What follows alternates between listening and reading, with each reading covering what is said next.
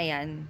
So, sa mga nagtatanong or nagdi-DM sa main account ko, sorry kung nawala ako sa second account ko, kung saan nandun yung mga kapwa kong live streamer nung pandemic era.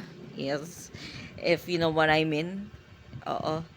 And, na-disable yung aking account. Yung second account.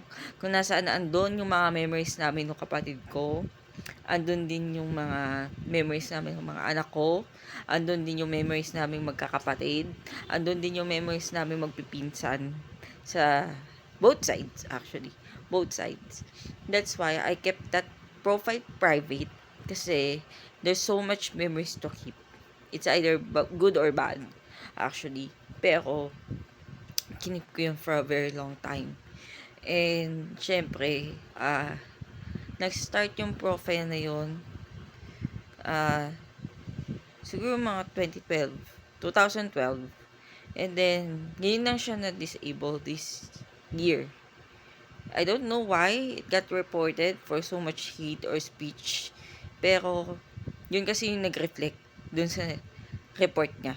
Yung most na nare-receive na report nung account kong yun.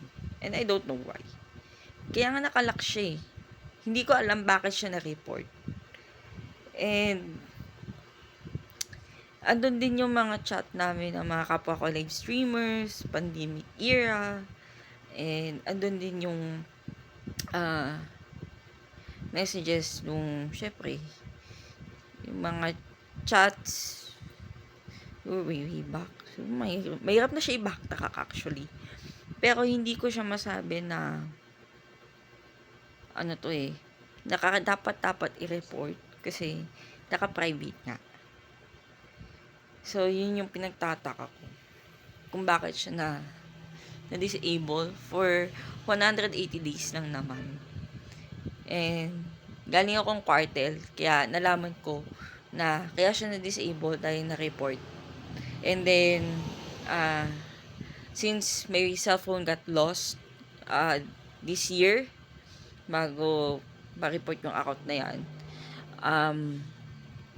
sinuggest sa akin doon sa anti-cybercrime na need kong gumawa ng police report kasi meron ng nag-a-attempt na mag-login sa aking main account, which is yung account ko sa Facebook kung saan ako nagpo-post ng mga house and lot. Basta related sa property selling. So, yun siya. And then muntik na rin siya ma-disable, guys. Wala lang, share ko lang for you to for you to be able to know kung ano nangyari sa second account ko. So, yun lang.